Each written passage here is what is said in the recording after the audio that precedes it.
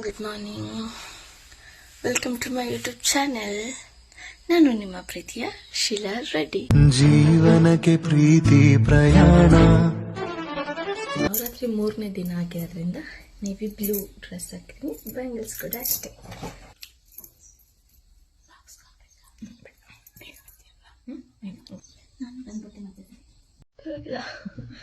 ನಮಸ್ಕಾರ.